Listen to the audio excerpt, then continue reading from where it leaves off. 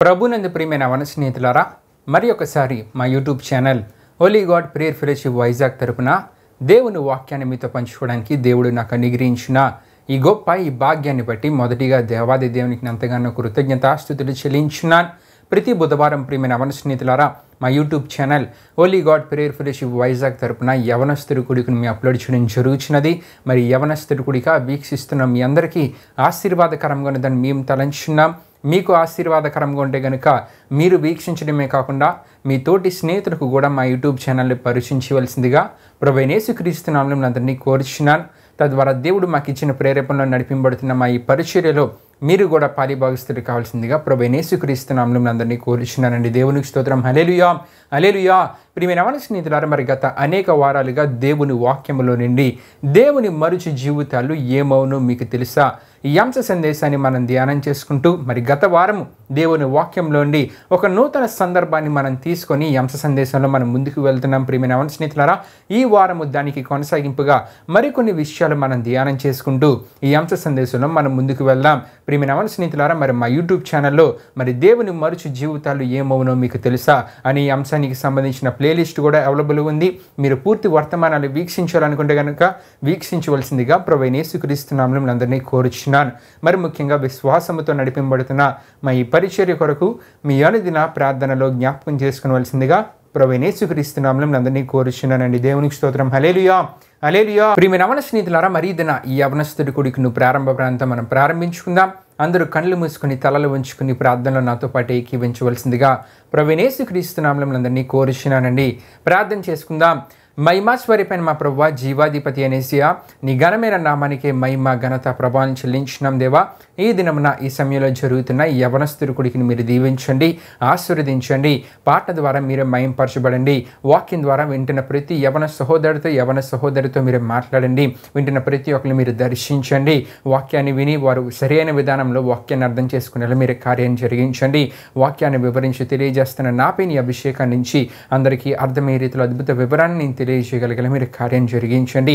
ఈ యవనస్తుడి కొడుకును వీక్షిస్తున్న ప్రతి యవన సహోదరిని మీరు దీవించండి, ఆశీర్వదించండి. వాళ్ళని ప్రోత్సహిస్తున్న వాళ్ళ తల్లిదండ్రులందరినీ మీరు దీవించండి, ఆశీర్వదించండి. ఈ యవనస్తుడి కూడిక ప్రారంభం నుండి ముగింపు వరకు మీరు తోడైనమని మీకే వేలాది వందనములు కృతజ్ఞతాస్తుతులు చెల్లిస్తూ యేసు పరిశుద్ధ నామములో అడిగి వేడుకొనిచున్నాం తండ్రి, ఆమేన్. దేవునికి స్తోత్రం. హల్లెలూయా, హల్లెలూయా. ప్రార్థనలో నాతో పాటు ఏకీవించిన మీ అందరిని బట్టి ప్రభువుకి ఎంతగానో కృతజ్ఞతాస్తుతులు చెల్లించున్నానండి. మరి ఈ సమయంలో మా సహోదరుడు బెస్సిలేలు ఒక ఆత్మీయ గీతాన్ని పాడతారు. తన ఆత్మీయ గీతాన్ని పాడుతున్న సమయంలో తనతో పాటు ఏకీవించి దేవుడి నామాన్ని మహింపరచవలసిందిగా ప్రభువైన యేసుక్రీస్తు నామములో అందరినీ కోరుచున్నాను. దేవునికి స్తోత్రం. హల్లెలూయా.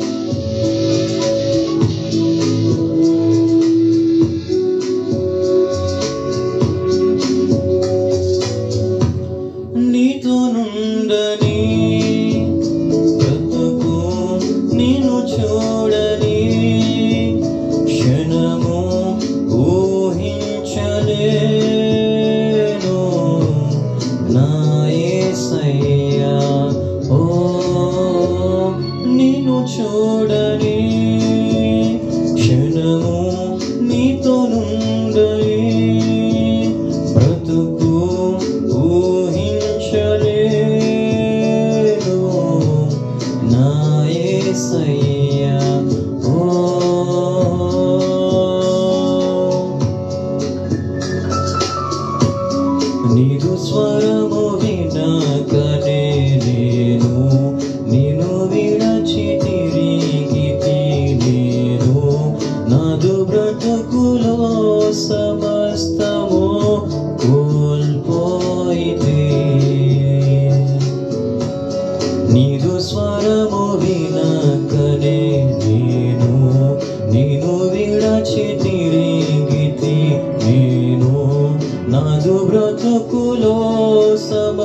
సమస్తము కోల్పోయితే నిన్ను చూడని క్షణము నీతో నుండని బ్రతుకు ఊహించలేను నా యేసయ్యా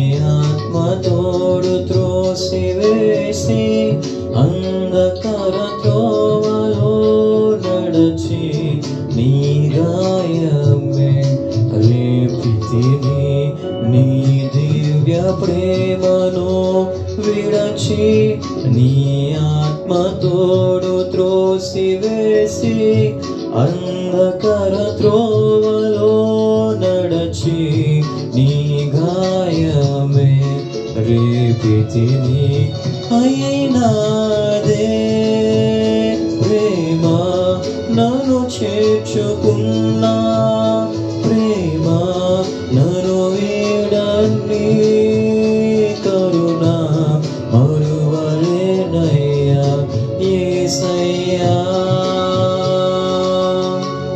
నీతో నుండని బ్రతుకు నిన్ను చూడని క్షణము ఊహించలేను నా యేసయ్యా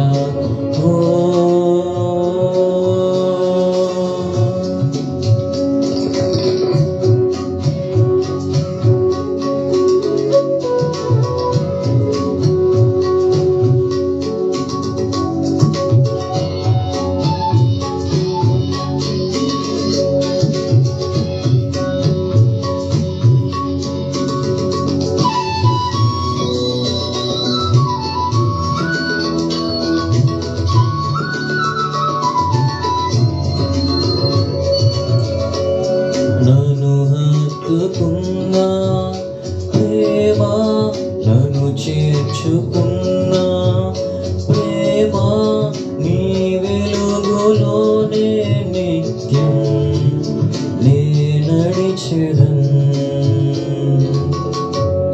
నన్ను హత్తుకున్నా ప్రేమ నన్ను చేర్చుకున్నా ప్రేమ నీ వెలుగులోనే నిత్యం నే నడిచెదన్ నన్ను విడువకు ప్రియుడా నాకు తోడుగా నడువు నీతోనే నా బ్రతుకు సాగింతును యేసయ్యా నిన్ను చూడని క్షణము నీతో నుండని బ్రతుకు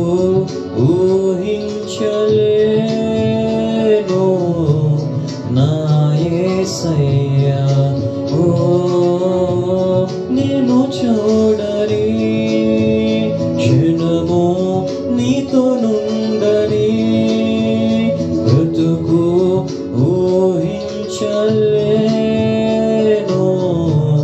నా యేసయ్యా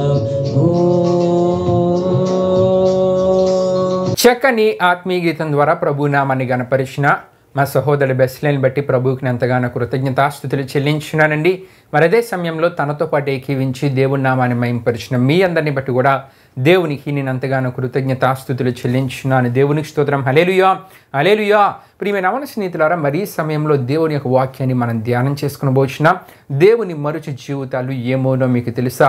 ఈ అంశ సందేశంలో భాగంగా అనేక విషయాలు, అద్భుతమైన విషయాలు మనం ధ్యానం చేసుకుంటూ మరి గత వారం నుండి దేవుని వాక్యంలోని మరి ఒక నూతన సందర్భాన్ని రూతు గ్రంథంలోని మనం తీసుకొని నయోమి ఎలీమెలెకు గురించి తెలుసుకుంటూ, ఎలీమెలెకు గురించిన విషయాలు గత వారం తెలుసుకుంటూ మనం ముగించుకోవడం జరిగినది. ప్రియమైన అవన స్నేహితులారా, దానికి కొనసాగింపుగా మరికొన్ని విషయాలు ఈ దినాన్ని మనం ధ్యానం చేసుకునబోచున్నాం.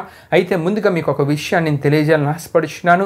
ఈ నయోమి అంతేకాకుండా ఎలీమెలెకు యూదా సంతతికి, అంటే యూదా వంశమునకు చెందిన వారు ఉన్నారనే విషయం రూతు గ్రంథము 1:1 మనం చూస్తున్నప్పుడు యూదా బెత్లెహేము నుండి బయలుదేరిన యూదా కుటుంబమునే అన్నదనే మాట ద్వారా మనకు అర్థమవుతుంది. దేవునికి స్తోత్రం. హల్లెలూయా, హల్లెలూయా. అయితే చాలా మందికి ఒక ప్రశ్న కలుగుతూ ఉంటుంది, యవనస్తుడి కుడికలో తల్లిదండ్రుల గురించిన విషయాలు తెలియజేస్తున్నారేంటి అనే ఆలోచన చాలా మందిలో కలుగుతూ ఉంటుంది. కానీ ప్రియమైన అవన స్నేహితులారా, తల్లిదండ్రులు లేనిదే ఈ దినాన్ని మనము యవనస్తులము, మనము లేము. అయితే తల్లిదండ్రుల గురించిన కొన్ని విషయాలు తెలియజేస్తూ, వారికి అంతేకాకుండా కుటుంబాలలో ఉన్న యవనస్తులకున్న సంబంధం గురించి తెలియజేస్తూ, వారు తల్లిదండ్రులైన వారి కుటుంబంలో ఉన్న యవనస్తులను ఏ విధంగా తీర్చిదిద్దాలి, ఏ విధంగా దేవుళ్ళలో పెంచాలనే విషయాలు కూడా మరి యవనస్తుడి గుడిలో ఈ అంశ సందేశాలు ధ్యానం చేసుకుంటూ మనం ముందుకు వెళ్తున్నప్పుడు తెలుసుకుంటూ రావడం జరుగుతున్నది. ప్రియమైన అవన స్నేహితులారా, అయితే ఇందులో భాగంగా కొన్ని ఖండింపు విషయాలు ఉంటాయి, కొన్ని హెచ్చరికపు విషయాలు ఉంటాయి. కానీ ఆ విషయాలు తెలియజేయకపోతే అది దేవుని సేవ కాదు, దేవుని వాక్యము కాదు.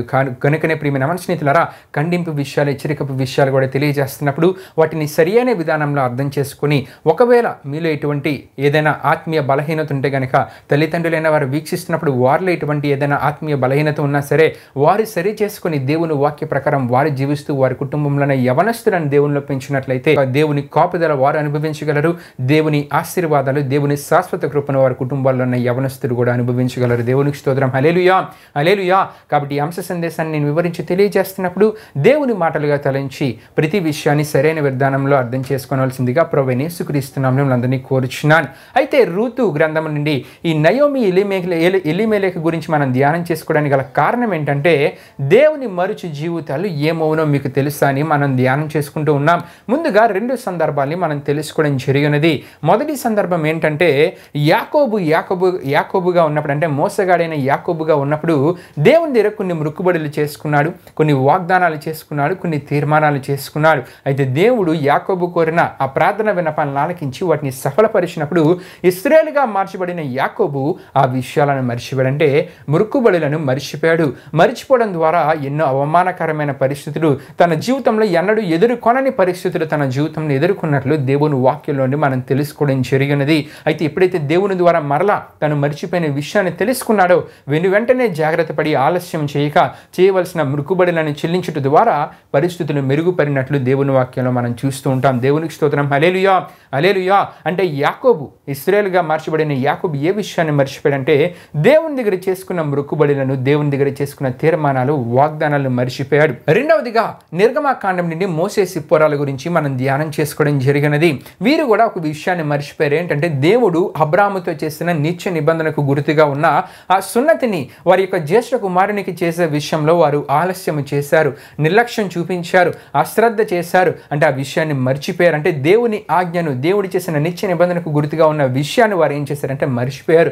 మర్చిపోవడం ద్వారా ఎటువంటి తీవ్రమైన పరిస్థితులు, పరిణామాలు వారు ఆ సందర్భాలు ఎదుర్కొన్నారో దేవుని వాక్యంలో మనం తెలుసుకోవడం జరిగినది. అయితే వారు కూడా ఆ సందర్భం నుండి, ఆ పరిస్థితుల నుండి, ఆ పరిణామాల నుండి ఏ విధంగా బయటపడ్డారో కూడా మనం తెలుసుకుంటూ రావడం జరిగినదంటే, వీరు దేవుడు చెప్పిన విషయాన్ని మర్చిపోయారు. దేవుడు నియమించిన నిత్య నిబంధనకు గుర్తుగా ఉన్న విషయాన్ని, అంటే దేవుని ఆజ్ఞను మర్చిపోయారు.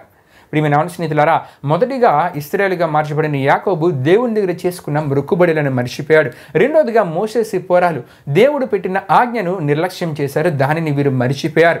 ఈ విధంగానే దేవుని వాక్యంలోని రూతు గ్రంథం నుండి ఈ నయోమి ఎలీమెలెకు గురించి మనం ఎందుకు ధ్యానం చేసుకుంటూ ఉన్నామంటే, వీరు కూడా ఒక విషయాన్ని మర్చిపోయారు. ఏమిటి ఆ విషయాన్ని వీరు మర్చిపోయిందంటే, దేవుని శక్తిని వీరు మర్చిపోయారు. అంతేకాకుండా ఇశ్రాయేలు ప్రజల పట్ల, అంటే వారి పితరుల వారి పట్ల దేవుడు చూపిన ఆ కృపను వీరు మర్చిపోయారు. దేవుడు చూపించిన ప్రేమను మర్చిపోయారు. అసాధ్యం అనుకునే పరిస్థితులను దేవుడు ఏ విధంగా సాధ్యపరిచారనే విషయాలను కూడా వీరు మర్చిపోయారు. అయితే ఏ సందర్భంలో వీరు మర్చిపోయారంటే బెత్లెహేము ప్రాంతంలో కరువు అనేది వచ్చింది.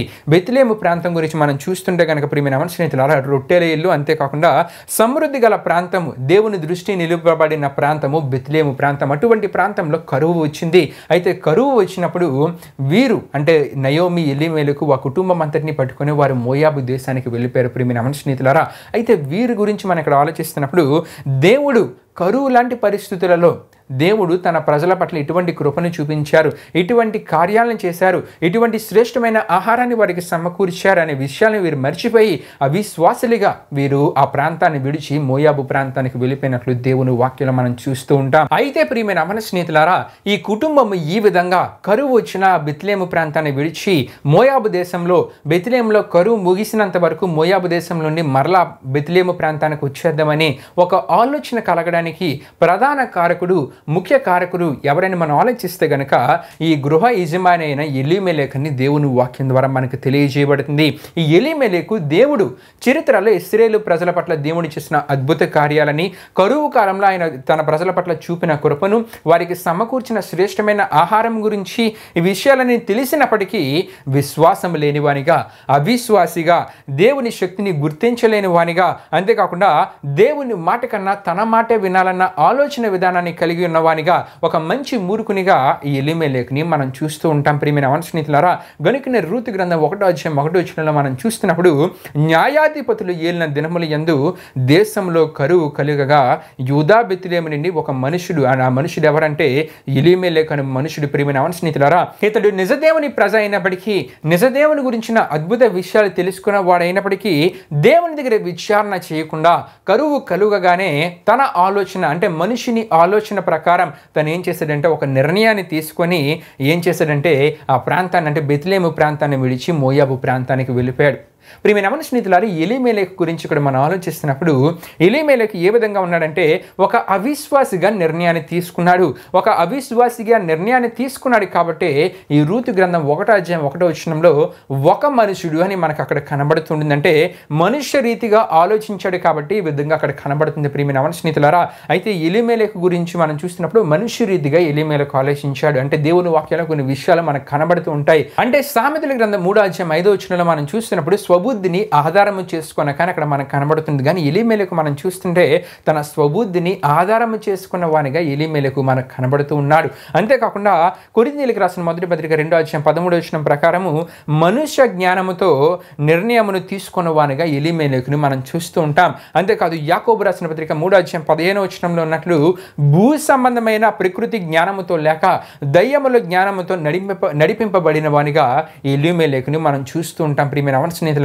అంటే ఎలీమెలెకు ఆలోచన విధానం మనుష్య రీతిగా ఉంది. కరువు వచ్చినప్పుడు దేవుని దగ్గర విచారణ చేయవలసింది పోయి, దేవుణ్ణి అడగవలసింది పోయి, ఏదైతే నిర్ణయం తీసుకొని పోతున్నాడో అది సరైన నిర్ణయమో లేకపోతే సరి అయినది కాదు అనేది దేవుని దగ్గర విచారణ చేయడం మానేసి తన ఆలోచన ప్రకారం తన కుటుంబాన్ని పట్టుకొని మోయాబు దేశానికి వెళ్ళిపోయాడు ప్రియమైన స్నేహితులారా. ఇటువంటి వాళ్ళే ఏ విధంగా ఉంటూ ఉంటారంటే మత్సరములు, అంతేకాకుండా వివాదములు, అల్లరియు, అంతేకాకుండా ప్రతి నీచ కార్యాలు ఉండే స్థలం నాకు నడిపించబడుతూ ఉంటారు. వారు నడిపించబడుతూ ఉండడమే కాకుండా వాళ్ళ కుటుంబాన్ని కూడా తీసుకొని వెళ్తూ ఉంటారు. ఇంకో విషయం ఏంటంటే వీరు కూడా ఆసక్తిని చూపిస్తూ ఉంటారు. ఆ ప్రాంతానికి వెళ్ళడమే కాదు, ఆ ప్రాంతంలో ఉన్న అటువంటి నీచ కార్యాలు చేసే విషయంలో వీరు కూడా ఆసక్తిని చూపిస్తూ ఉంటారు. ఇటువంటి విధానంలోనే ఉన్నవానిగా ఎలీమెలెకుని మనం చూస్తూ ఉంటాం ప్రియమైన స్నేహితులారా. ఇటువంటి విధానంలోనే నడిచిన వానిగా ఎలీమెలెకుని మనం చూస్తుంటాం. అయితే ఇటువంటి అవిశ్వాసపు తండ్రులు, అంతేకాకుండా భక్తిహీనమైన తండ్రులు, అంతేకాకుండా నీచ కార్యాలు జరిగే ప్రదేశాల వైపు ఆసక్తిని చూపించే తండ్రులు ఈరోజు సమాజంలో మనకి కనబడుతూ ఉంటారు. లేరు అని మనం చెప్పలేం, ఎందుకంటే దినాన్ని సమాజంలో ఇటువంటి వారిని కూడా మనం చూస్తూ ఉన్నాం. అయితే యెషయా గ్రంథం 38:19 మనం చూస్తున్నప్పుడు క్రైస్తవ తండ్రులు ఏ విధంగా ఉండాలని దేవుని వాక్యం మనకి సెలవిస్తుందంటే, తండ్రులు కుమారులకు నీ సత్యమును తెలియజేతారని అక్కడ మనం చూస్తూ ఉంటాం. దేవునికి స్తోత్రం, హల్లెలూయా హల్లెలూయా. అంటే ప్రియమైన స్నేహితులారా, దేవుని మాటల్లోని సత్యాన్ని, దేవుని వాక్యంలోని సత్యాన్ని, దేవుని శక్తిని గురించిన సత్యాన్ని యవన కుమారులకు, యవన కుమార్తెలకు తెలియజేసే వారికి ఎవరు ఉండాలంటే క్రైస్తవ తండ్రులైన వారు ఉండాలి. కానీ ప్రియమైన యవన స్నేహితులారా, ఈ దినాన్ని ఈ విధంగా ఉన్నవారు చాలా తక్కువగా మనకు కనబడుతూ ఉంటారు. ప్రియమైన యవన స్నేహితులారా, కానీ చాలామంది మారు మనసు లేని వారిగా ఉంటూ అవిశ్వాసపు సలహాలు పిల్లలకు ఉచితంగా ఇచ్చేవారుగా చాలామంది క్రైస్తవ తండ్రులైన వారు ఉంటూ ఉంటారు.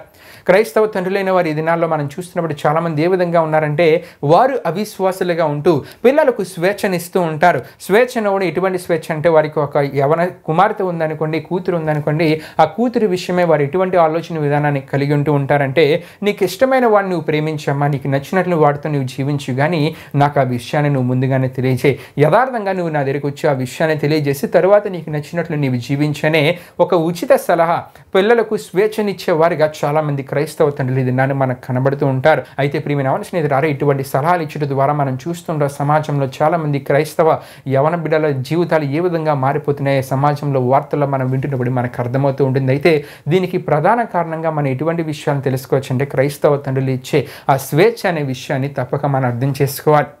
ఇటువంటి విషయాల్లో స్వేచ్ఛనిచ్చడం ద్వారా పిల్లలు అంటే యవన కాలంలో ఉన్న పిల్లలు తప్పుడు త్రోవలోనికి వెళ్ళిపోతూ ఉన్నారు. అంతేకాకుండా ఇంకొంతమంది ఏ విధంగా ఉన్నారంటే, ప్రియమైన యవన స్నేహితులారా, క్రైస్తవ తండ్రులైన వారు పిల్లలకి ఇటువంటి సలహాలు ఇస్తూ ఉన్నారంటే, నాకు ఒక విషయం తెలియజేయబడింది. ఏంటి ఆ విషయం అంటే, ఒక క్రైస్తవ తండ్రి పిస్తనారి జీవిత విధానాన్ని కలిగిన ఒక తండ్రి తన కుమార్తెకి ఏమని సలహా ఇచ్చారంటే, నీకు వివాహ సంబంధాలు వస్తున్నాయి కదమ్మా, ఆ వివాహ సంబంధాలు వచ్చినప్పుడు పెళ్లి కొడుకుకి 2 లక్షల జీతం లేకపోతే నువ్వు వివాహం చేసుకోవద్దనే ఒక సలహాని తన కుమార్తెకి ఇచ్చినట్లు ఒక వార్త నేను విన్నాను. అయితే ఆ కుమార్తె ఎవరు వివాహ సంబంధానికి పెళ్ళికొడుకు వచ్చి చూద్దామని వచ్చినా సరే ఒకే మాట అడుగుతుందంటే, ఏమని అడుగుతుందంటే, మీరు అన్నీ బాగున్నా నాకు ఇవన్నీ అవసరం లేదు, మీ కుటుంబం ఎలాగున్నా, మీ కుటుంబం దైవభక్తి నాకు ఇవన్నీ అవసరం లేదు, కానీ మీరు ఎంత జీతాన్ని సంపాదిస్తున్నారని ఆమె ప్రశ్నిస్తూ ఉంది. ఆమె ఆ ప్రశ్న వేస్తూ, ఒకవేళ 2 లక్షల కన్నా తక్కువ చెప్తే గనక మీ సంబంధం మాకు వద్దనే మాట ఆ కుమార్తె మాట్లాడుతుంది. ప్రియమైన యవన స్నేహితులారా, నాకు ఈ విషయం తెలియజేయబడగానే నాలో కలిగిన ప్రశ్న ఏమిటంటే,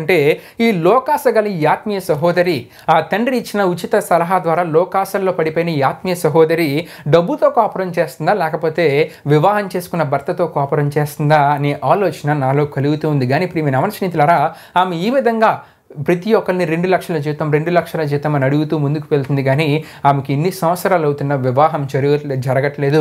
ఎన్ని పెళ్లి సంబంధాలు, మంచి వివాహ సంబంధాలు వచ్చినా సరే వివాహం జరగట్లేదు. తన జీవితం ఆ విధంగానే ఉండిపోయింది. ప్రియమైన యవన స్నేహితులారా, దీనికి గల కారణం ఏంటని మనం ఆలోచిస్తే కనుక, కొంతమంది అవిశ్వాసపు తండ్రులు ఇచ్చే చెత్త సలహాలే దీనికి కారణమని తప్పక మనం తెలుసుకోవాలి. వారు ఇచ్చే ఇటువంటి సలహాలు పిల్లలను సరి అయిన సమయంలో సరి అయిన నిర్ణయాలు తీసుకోనకుండా చేస్తూ ఉంటాయి.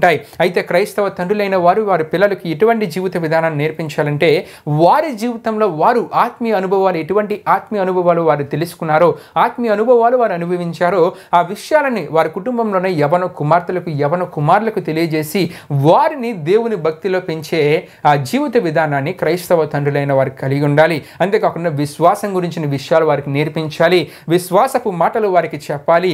వారి జీవితంలో వారు దేవుళ్ళు అనుభవించిన ప్రతి అనుభవ జీవిత విధానం గురించి వారి పిల్లలకు నేర్పించాలి. నేర్పించడం ద్వారా వారి పిల్లలు అంటే వారి కుటుంబంలోనే యవన కుమార్తెలు వారి యవన కాలంలో సరైన నిర్ణయాలు తీసుకొనగలరు. ప్రతి విషయాన్ని దేవుని వాక్య ప్రకారం నిర్ణయాలు తీసుకుంటూ అద్భుతంగా వారి జీవిత విధానం ముందుకు వెళ్తుంటుంది. కానీ ప్రియమైన యవన స్నేహితులారా, ఇటువంటి పనులు చేయకుండా చాలామంది క్రైస్తవ తండ్రులు అవిశ్వాసపు మాటలు, ఉచిత సలహాలు, చెత్త సలహాలు ఇస్తూ పిల్లల జీవితాన్ని పాడు చేస్తూ ఉన్నారు. మరికొంతమంది తండ్రుల గురించి మనం ఆలోచిస్తూ ఉంటే కనుక, వారి పిల్లలకు తప్పుడు సలహాలు వారు ఇస్తూ ఏం చేస్తూ ఉన్నారంటే, వివాహ సంబంధాలు వారు చెడగొడుతూ ఉన్నారు. వివాహ సంబంధాలు వారు చెడగొడుతూ పిల్లల జీవితాల మీద ఆధారపడి సుఖంగా జీవిద్దామనే ఆలోచన కలిగిన కొంతమంది క్రైస్తవ తండ్రులు మనకి కనబడుతూ ఉంటారు. ఇంకొంతమంది తండ్రులు ఎటువంటి స్థితికి దిగజారిపోయారంటే, ప్రియమైన యవన స్నేహితులారా, ఆడపిల్ల సంపాదించిన డబ్బుతో అంట ఆడపిల్ల వివాహం చేసేంతగా, అంటే అటువంటి స్థితికి దిగజారిపోయిన తండ్రులు ఈ దినాల్లో మనకు కనబడుతూ ఉన్నారు. ప్రియమైన యవన స్నేహితులారా, ఎన్ని విషయాలు ఈ సందర్భంలో మీకు తెలియజేయడానికి గల కారణం ఏంటంటే, యూదా బెత్లెహేములో కరువు అనేది వచ్చింది.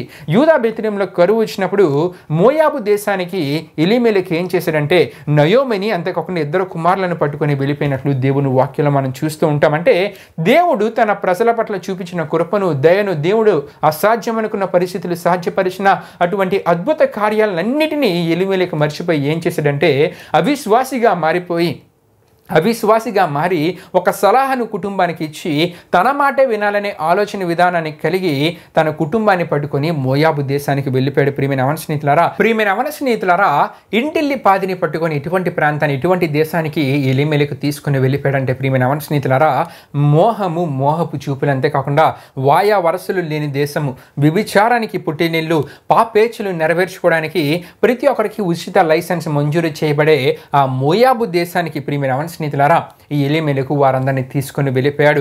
విభిచారము పాపముగా పరిగణించని దేశము మోయాబు దేశము. అంతేకాకుండా ఓపిక ఉన్నంత వరకు ఎంతమందితోనైనా ఏ విధంగానైనా వారు జీవించవచ్చు, అంత స్వేచ్ఛ ఉన్న దేశము మోయాబు దేశము. అంతేకాకుండా భక్తి లేని దేశము, దేవుని భయము లేని దేశము. అక్కడ చట్టాలకు కళ్ళు ఉన్నా అవి గుడ్డివే, అంతేకాకుండా చెవులు ఉన్నా సరే అవన్నీ చెవిటివే, నోరు ఉన్నా అది మోగదే. అటువంటి దేశము మోయాబు దేశం. ప్రియమైన స్నేహితులారా, ఈ మోయాబు దేశం గురించి దేవుని వాక్యంలో చరిత్ర విషయాలు మనం ధ్యానం చేసుకుంటూ వెళ్తుంటే కనుక ఈ మోయాబు దేశం గురించి, ఈ మోయాబు అనే పేరు ఏ విధంగా వచ్చిందంటే ప్రియమైన స్నేహితులారా, లోతు సందర్భానికి మనం వచ్చినప్పుడు లోతుతో తన పెద్ద కుమార్తె ఒక అక్రమ పాపము, విభిచార పాపము, సృష్టి ధర్మం విడిచి వాయావరస లేని పాపము చేయడం ద్వారా తను పొందుకున్న, తనకు పుట్టిన తొలి సంతానానికి ఆమె పెట్టిన పేరు ఏంటంటే ప్రియమైన స్నేహితులారా, మోయాబు అనే పేరు పెట్టారు. ఇతడి నిండే ప్రియమైన స్నేహితులారా మోయాబీలు, అంతేకాకుండా మోయాబు దేశం వచ్చింది. ప్రియమైన స్నేహితులారా, ఈ విషయాలు మీరు తెలుసుకోవాలనుకుంటే ఆదికాండం 19వ అధ్యాయం 36 నుండి 37 వరకు రాయబడిన వాక్య వచనాలు చదివితే మీకు అర్థమవుతుంది. ప్రియమైన స్నేహితులారా, అయితే ఈ మోయాబీల గురించి ఇంకా మనం చూస్తూ ఉన్నప్పుడు ఈ మోయాబీలకు యెహోవా సమాజంలో అసలు చోటు లేనే లేదు. అంతేకాకుండా ప్రియమైన స్నేహితులారా, దేవుడు చోటు ఇయ్యని వానిగా ద్వితీయోపదేశకాండం 23వ అధ్యాయం 3వ వచనంలో మనకు కనబడుతూ ఉంటుంది. అంతేకాకుండా వారిలో 10వ తరము కూడా ప్రియమైన స్నేహితులారా, 10వ తరము వారైనా కూడా ఎన్నడూ ఏం చేయకూడదంటే యెహోవా సమాజంలో వారు చేరకూడదని దేవుడు మోషేతో తెలియజేసినట్లు దేవుని వాక్యంలో మనం చూస్తూ ఉంటాం. అయితే ప్రియమైన స్నేహితులారా, దేవుడు ఏ మోయాబీలతో ఇశ్రాయేలీయులకు సంబంధం లేకుండా, పాలు లేకుండా చేశాడో, చోటు లేకుండా చేశాడో ప్రియమైన స్నేహితులారా, ఆ దేశానికి వారి మధ్యన జీవించడానికి ఆ కరువు పరిస్థితులు బెత్లెహేములో ఎదురైనప్పుడు దేవుని ప్రజల మధ్య నివసించవలసిన, దేవుని ప్రజల మధ్య నివసిస్తూ దేవునిలో విశ్వాసంతో నిండవలసిన ఆ ఎలీమెలెకు ఆ కుటుంబాన్ని పట్టుకొని ఎక్కడికి వెళ్ళిపోయాడంటే ఇటువంటి మోయాబు దేశానికి వెళ్ళిపోయాడు. ప్రియమైన స్నేహితులారా, వారి మధ్యలో ఒక అవిశ్వాసపు ఎలీమెలెకు, మంచి మూర్ఖుడైన ఎలీమెలెకు తన కుటుంబాన్ని తీసుకుని వెళ్ళి వారి మధ్య నివసించినట్లు దేవుని వాక్యంలో మనం చూస్తూ ఉంటాం. అయితే ప్రియమైన స్నేహితులారా, దేవుడు ఏర్పరచుకున్న ఆ బెత్లెహేము ప్రాంతాన్ని విడిచి, కరువు రాగానే ఆ ప్రాంతాన్ని విడిచి అవిశ్వాసిగా మారిపోయి అవిశ్వాసపు ఆలోచనకు తన జీవితంలో చోటిచ్చి మనుష్య రీతిగా ఆలోచించి మనుష్య రీతిగా నిర్ణయం తీసుకొని ఇటువంటి మోయాబు దేశానికి వెళ్ళిపోయిన ఎలీమెలెకు, తన కుటుంబాన్ని పట్టుకుని వెళ్ళిపోయిన ఎలీమెలెకు పరిస్థితి ఏ విధంగా మారిపోయిందో, అంతేకాకుండా క్రైస్తవ తండ్రులుగా ఉన్నవారు ఎటువంటి ఆత్మీయ జీవిత విధానాన్ని కలిగి జీవించాలో కూడా వచ్చే వారం యవనస్తుడి గుడికిలో మనం ధ్యానం చేసుకుంటూ ఈ అంశ సందేశంలో మనం ముందుకు వెళ్దామండి. దేవుడి పరిశుద్ధ వాక్యాన్ని మన వినికిల్లో దీవించునిగాక. ఆమేన్. ప్రియమైన స్నేహితులారా, యవనస్తుడి గుడికి ముగింపు ప్రాంతం మనం ముగించుకుందాం. అందరూ కళ్ళు మూసుకొని తలలో ఉంచుకొని ప్రార్థనలో నాతో పాటు ఏకీవించవలసిందిగా ప్రభువైన యేసుక్రీస్తు నామములో అందరినీ కోరుచున్నానండి. ప్రార్థన చేసుకుందాం. మహిమాస్వరూపైన మా ప్రభువా, జీవాధిపతి అయిన యేసయ్యా, నీ ఘనమైన నామానికే మహిమ ఘనత ప్రభావం చెల్లించున్నాం దేవా. ఇప్పుడు వరకు జరిగిన యవనస్తుడి గుడికిలో మాతో పాటు తోడుగుండి నడిపించిన దేవా, మీకే వేలాది వందనములు కృతజ్ఞతాస్తుతులు చెల్లించున్నాం యేసయ్యా. మరెన్నో అద్భుతమైన విషయాన్ని ధ్యానం చేసుకోవడానికి, హెచ్చరికపు మాటల్ని, ఖండింపు మాటల్ని ధ్యానం చేసుకోవడానికి కృపను కాపుదలను అనుగ్రహించిన దేవా, ఈ మాటలు ఉన్న ప్రతి ఒక్కరూ వాక్యాన్ని సరైన విధానంలో అర్థం చేసుకుని వారిలో ఏ ఆత్మీయ బలహీనత ఉన్నా కనుక ఆ ఆత్మీయ బలహీనతను విడిచిపెట్టి మనుష్య రీతిగా ఆలోచించకుండా ఏ నిర్ణయాన్ని తీసుకున్నా నీ వాక్య ప్రకారము నీకు ప్రార్థించి ఆ ప్రార్థన ప్రకారము వారి నిర్ణయాన్ని తీసుకుని వారి జీవితాలలో వారు ముందుకు వెళ్ళగలిగేలా మీరు కార్యం జరిగించండి. ఈ యవనస్తుడి గుడిక ప్రారంభం నుండి ముందు మీరు తోడైనందుకు మీకే వేలాది వందనములు కృతజ్ఞతాస్తుతులు చెల్లిస్తూ యేసు పరిశుద్ధ నామమున అడిగి వేడుకొనిచున్నాం తండ్రి. ఆమేన్. యేసు రక్తమే జయం, ప్రవేశ రక్తమే జయం, ప్రవేశ రక్తం సంపూర్ణమైన విజయం, అపవాది క్రియలకనంత నాశనం కలుగునుగాక. ఆమేన్. ప్రభు మిమ్మును మీ కుటుంబంలో దీవించునుగాక. ఆమేన్.